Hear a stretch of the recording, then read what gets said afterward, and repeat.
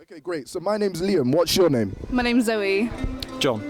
And how's your day going today, Zoe and John? It's golden. It's really, really well. Yeah. Bit wet, but yeah, it's pretty good. As usual, rainy England, right?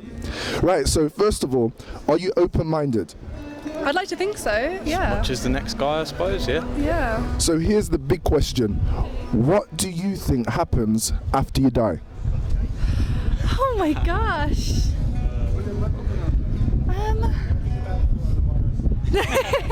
I think. You have a cough, yeah. Yeah.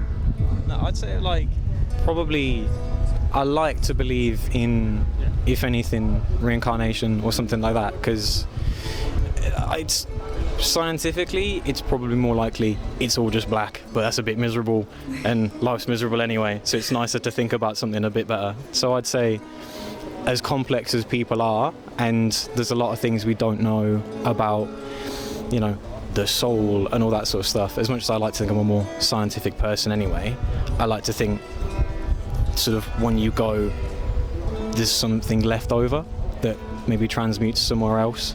So whether it's not sort of, the idea of oh, you die, you turn into a bird, that sort of stuff, not really for that, but more just your energy passes on somewhere else, maybe.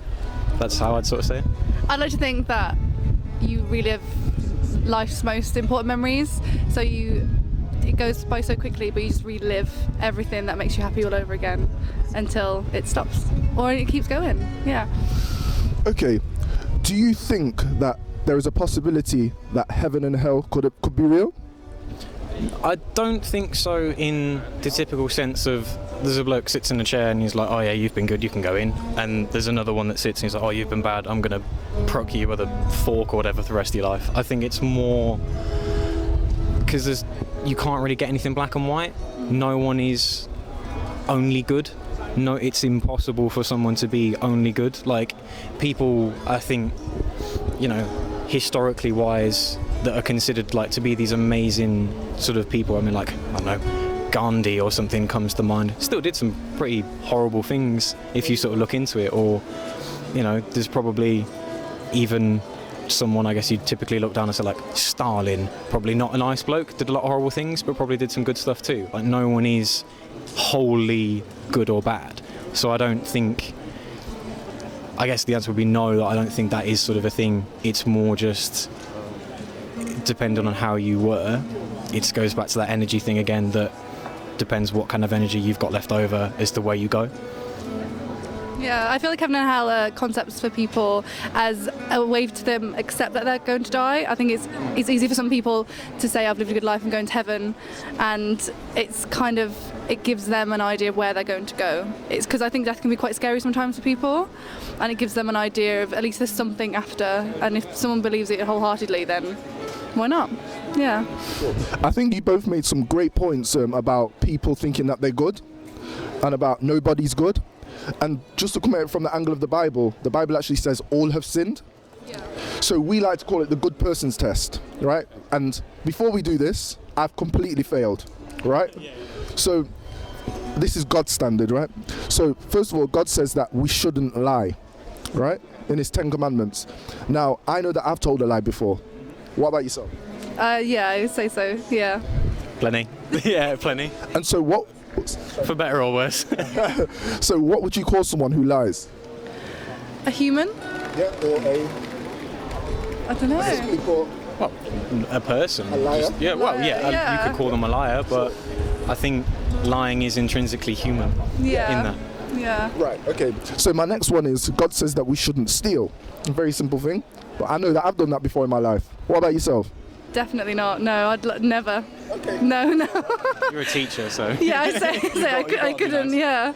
I probably nicked a Freddo back in the day when I was a kid, I think. Something like that. Okay, I'll set the standard a little bit higher. God says that we shouldn't use his name in vain. Yeah, so that is using his name as a swear word like JC or OMG. Have you ever done that before? Probably too many times to count. Yeah, definitely. Yeah. I'd say yeah, definitely. Just because I like to think that words are words, and it doesn't. Yeah. I think there's nothing. Obviously, there are some sort of things you can't say in sort of more social sense, But in terms of like this is a sacred word or so, that's never really anything I've sort of believed. Have you noticed no one's ever says, "Oh my Muhammad" or "Oh my Buddha"? They always say, "Oh my God" or "Jesus." Yeah, I guess so. I guess, but I feel like if something's so ingrained in society, like that phrase, it's such an easy thing to say. And I think, especially parents, like when our parents, I'd like to think, like wouldn't swear in front of us, so they would go to that. Yeah, So that's like an easier thing to say. Then. And I suppose like as well, probably more generally in like Western culture, it's Christianity is always the main religion anyway. So I think it more comes from that because it's just been around, at least in this part of the world. That's how it's been for ages. So those words and terms and phrases are more typically associated with where we are. I feel like maybe if you went to somewhere else in the world that say was either Muslim or Buddhist, it probably wouldn't be the same thing of "Oh my Buddha," but it may be something similar in there just from their culture and how they develop swear words or phrases, that sort of thing. I think the point that I'm trying to get to is that you two made a very good point that, yeah, no one's good. So as you've just seen, all three of us, including the cameraman, have failed that test. Now, I probably broke all 10 to be honest, yeah? But think about it, in the Birmingham City Centre today, if just us four have broke one of those commandments, how much more everybody else? Yeah. Everyone. Yeah. So that just goes back to what I said. Like no one is perfect, so everyone's done it. And the Bible actually says if we've broke one commandment, we've broke all of them, because God's standard is complete perfection. But no one can be completely perfect. It's impossible, right? And this is the good news. That's why God sent Jesus. Jesus got on the cross and died for our sins so that we could be forgiven and have relationship with God. Let me give you an example. Us three have committed a terrible crime. Yeah, we've murdered somebody and we've hidden the murder and we've been caught out, right? And us three are standing before the judge, and the judge says we either have to pay £1 million fine or we're sentenced to life in prison. Yeah? Somebody walks in that room and says, "I've paid the fine, let them go." How would you feel? If it was me that had done it, I'd done it. I suppose for me it would depend on why, if that situation had arisen, I'd killed someone. Because for me, I don't think, I do believe that some people do deserve that, certain things like your typical sort of like murderers, right, like rapists, that sort of stuff, I think deserve nothing more. I think everyone deserves a chance at redemption, but not everyone can be redeemed. So in this case, hypothetically, if we had done something that maybe I considered just in that, then I would take it. But I feel like if someone was walking with £1 million and say, "Oh, you're off scot-free," why? I feel like everything comes with a price these days. And if someone was to willingly let you off, you'd think, "Oh well." As a hypothetical. Yeah, I like guess. why have they done that? And then you think like, oh, but I don't think morally I could live with myself. I think that'd be letting off way too easily. In the eyes of a perfect God, he says, "For God so loved the world that he gave his only begotten Son, that whoever believes in him won't perish, but will have everlasting life." We are, the world, we're guilty before God. All of us are. And like you just says, well, why should we really get away with that? But for God so loved the world. So out of his love, he provided a way for us to be forgiven. And the truth is, we've all got a court case coming up with God. Right? And if what I'm saying is true, and we do leave this earth and there really is a God, I mean, how amazing would it be to know that a great God that created everything loves you personally. He doesn't just love you, but he personally loves you, wants relationship with you, not religion, but wants to know you personally and wants you to live with him forever once you die. I mean, if that is true, how would you feel about that? I think it'd be quite an overwhelming concept for someone who has never been brought up really to believe in any faith. I feel like if he was there, and regardless of what I've done in my life and who I believed in my life, but to then turn around and say that he personally wants to get to know me, I think it'd be quite overwhelming. I don't know how I'd react.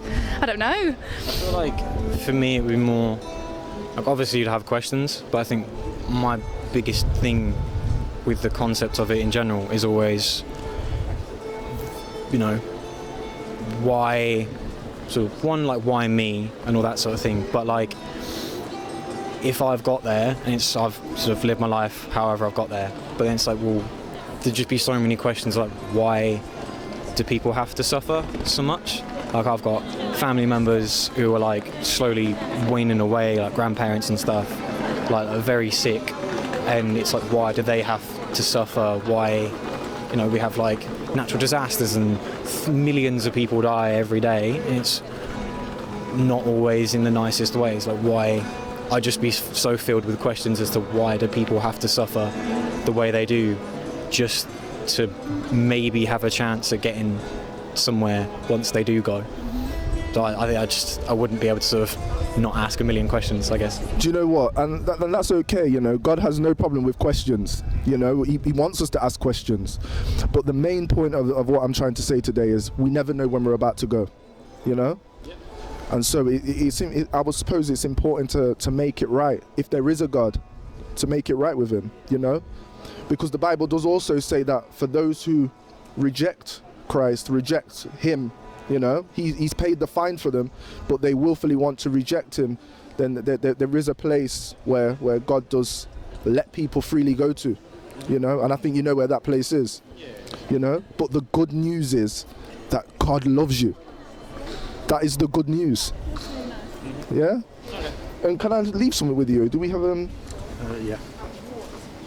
Can I give you both one of these? Thank you. This is called the Book of John. The good person's test. This is the good person's test as well that we just did. So if you ever get a chance to read that in your spare time, it's a great book. It's about Jesus, and you know, read it. You'll enjoy it. No problem, guys. Sense. Yeah. Yeah. It was really nice. I've had Sunday school once or twice before. So.